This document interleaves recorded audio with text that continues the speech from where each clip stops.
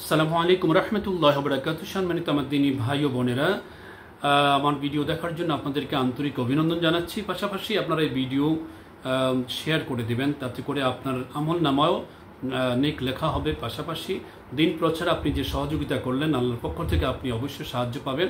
আমার ভাইয়েরা, আমরা আজকে আরেকটা আমল শিখবো যেটা অত্যন্ত গুরুত্বপূর্ণ। সেটা হচ্ছে আমরা অনেক সময় অনেকের হক নষ্ট করে থাকি, কারো গীবত, কারো পরনিন্দা, কারো ছগলখড়ি করে থাকি, এবং দেখা যায় যে আমরা অনেক সময় অন্য কাউকে কষ্ট দিয়ে থাকি। আর এখান থেকে বেঁচে থাকার জন্য, এই কষ্ট থেকে এই পাপ থেকে বেঁচে থাকার জন্য আল্লাহর কাছে আমরা কি করব? দোয়াটা করব। পাশাপাশি অন্যের জন্য দোয়া করব,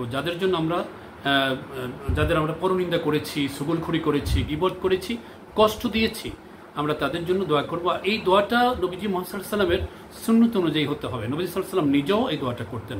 আল্লাহুম্মা ফাইয়্যুমা মুমিনিন সাবাবতু ফাজআল যালিকা লাহু কুরবাতান ইয়াউমাল কিয়ামাহ। এই দোয়াটা নবী সাল্লাল্লাহু আলাইহি ওয়াসাল্লাম নিজে আমল করতেন। হে আল্লাহ তাআলা, আমি যাকে কষ্ট দিয়ে ফেলেছি, যার গীবত করেছি, যার হক নষ্ট করেছি, হে আল্লাহ তাআলা, তুমি তাকে বিচার দিবসে তোমার নিকটবর্তী করিও এবং তুমি তাদেরকে ক্ষমা করো, সাথে আমাকেও ক্ষমা করে দাও। সুবহানাল্লাহ। আমার সম্মানিত দিনী ভাইরা, এতে করে আপনার কি হবে একটু খেয়াল করে শুনুন। এতে করে আল্লাহ তাআলা আপনাকেও ক্ষমা করে দিবেন, এবং যাদের আপনি গীবত করেছেন, হক নষ্ট করেছেন, আল্লাহ তাদেরকেও ক্ষমা করে দিবেন। এবং কাল হাশরের ময়দানে তাদেরকে দিয়ে আপনাকে ক্ষমা করার একটা উসিলা বানিয়ে নেবেন।